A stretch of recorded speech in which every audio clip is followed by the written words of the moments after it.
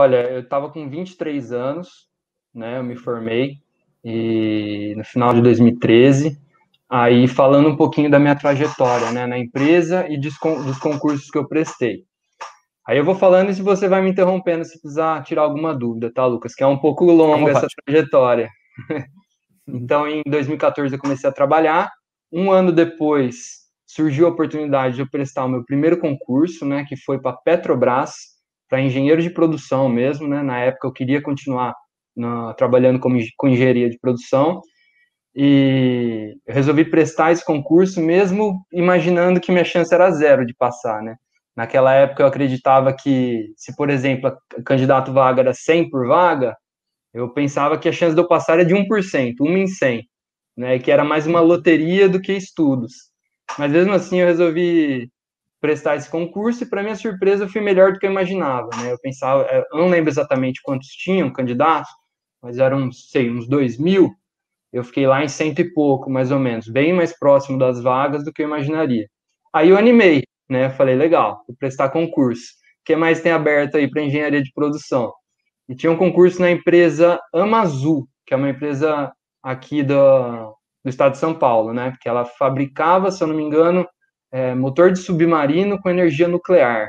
Era algo assim que me chamou atenção e eu falei, vou prestar para engenharia de produção.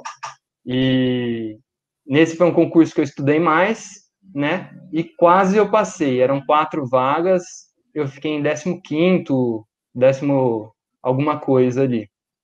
E aí eu fui animando mais ainda. Daí eu falei, que mais que tem aí para eu prestar de engenharia de produção? Só que aí já não tinha mais nada, né? Os concursos de engenharia de produção são muito escassos.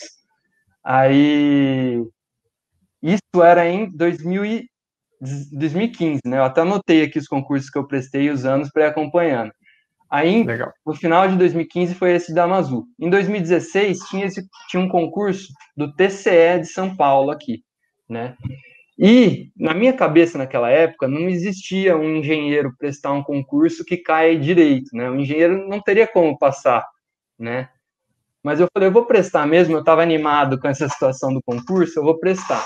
E aí comecei a estudar as leis, e foi um sofrimento para mim, porque eu não tinha vocabulário para entender as leis, e não conseguia focar direito, ler a lei seca, na época eu não conhecia os cursinhos, né? E, e aí eu sofri muito, eu achei que eu não conseguiria nem acertar os mínimos dos blocos de direito. Mas, para minha surpresa, de novo, eu consegui e fui um pouco melhor do que eu imaginava também. E aí eu falei, ó, dá para passar, né? Vou continuar estudando. E aí eu comecei a pesquisar mais sobre esse mundo dos concursos, né? E eu comecei a entrar mesmo, de fato, nesse mundo. E eu vi que tinha áreas, essa segmentação da área policial, área de tribunais, área fiscal, né? E aí eu comecei a pesquisar sobre ela, né? A policial não é o meu perfil, de tribunais eu achei legal, mas o que me chamou a atenção mesmo foi aquele vídeo institucional da Receita Federal. Aquilo brilhou meus olhos, eu falei, eu tenho que ser auditor fiscal da Receita, né? E aí eu comecei a estudar em 2016 para Receita, estudei ali uns 8 meses mais ou menos, e aí passamos para 2017, né?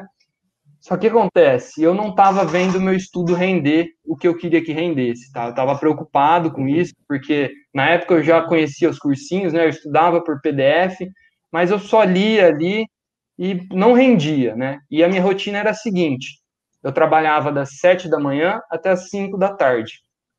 E aí eu tomei a decisão de acordar às 5 da manhã para estudar um pouco antes de trabalhar, né? Então eu estudava ali quase uma horinha, ia trabalhar, chegava em casa às 5 e pouco, aí 6 horas eu já voltava a estudar e estudava até umas 9, né? Esse era o que eu conseguia fazer enquanto trabalhava, e eu fui levando assim esses 8 meses, né? E, Eduardo, só para entender, você fez isso durante todo o processo, desde os concursos lá da área de engenharia de produção Sim, até esse sim, momento? Você trabalhou sim, durante todo esse período? todo esse período. Mas eu comecei mesmo a estudar dessa forma, foi depois desse concurso da Amazul que eu comecei a estudar para o TCE e para a Receita, tá? Foi mais Acordando às 5 da manhã, estudando de 5 às 6, se isso, aí eu preparava, me arrumava, deslocamento. Isso, e depois eu ia trabalhar, voltava e estudava mais umas 3 horas. Mas era assim, E no né? final de semana? Você já Então, daí no estudava na final de época? semana, não, eu não estudava. Eu estudava, para falar que eu estudava o quê? Umas 4 horas por sábado só, no máximo. Porque eu ficava exausto, porque além dessa rotina de trabalhar e estudar, eu viajava também, porque esse emprego não era em Bauru, era numa cidade a 2 horas daqui, né? Então eu Hum, viajava todo domingo e toda sexta, né? Toda sexta depois do trabalho eu vinha para cá e todo domingo eu voltava para lá. Então era uma rotina que me desgastava muito e, e depois de estudar esses 8 meses ali para Receita, eu percebi que não estava rendendo o que eu queria, né? Eu já imaginava a concorrência que ia ser um concurso da Receita, e aí eu falei assim, eu preciso me testar, eu preciso ver como eu estou em relação aos outros, só que não tinha nenhum concurso da área fiscal aberto, né? Aí o que aconteceu? uhum, Abriu o concurso do TJ daqui de São Paulo para escrevente. Eu falei, eu vou uhum, prestar esse concurso para eu ver como é que eu tô, né? Vai dar tempo tranquilo de eu fazer esse concurso e voltar para estudar para Receita, que não tem nenhuma previsão ainda desse concurso. Então eu uhum, comecei a estudar para TJ e eu continuei percebendo que não estava rendendo aquilo que eu queria, né? Eu lembro que faltando umas uhum, 3 semanas eu fiz ali alguns exercícios, né? Um mini simulado ali e eu acertei 60% das questões.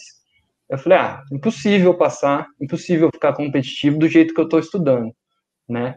E aí aconteceu de eu precisar fazer uma cirurgia, né? Eu precisei retirar a vesícula porque eu estava com pedra na vesícula. E aí eu fiquei duas Putz, semanas em casa, né? As 2 semanas antes do concurso. E aí eu falei assim, eu preciso mudar o jeito que eu estou estudando, né? Eu estava só lendo PDF, grifando e não estava rendendo.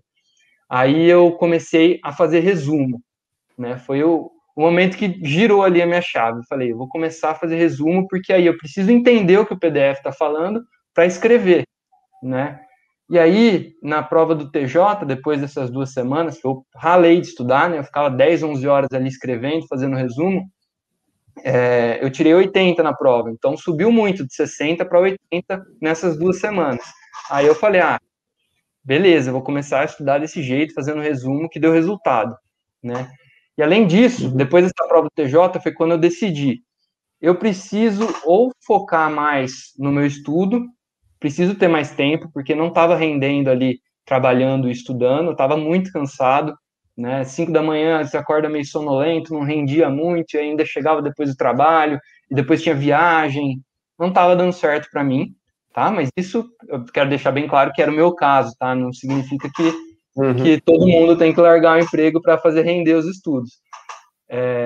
Mas aí eu tomei a decisão de pedir o meu desligamento, conversei com o meu gestor, e aí eu tomei a decisão de voltar aqui para Bauru e comecei a estudar, só estudar.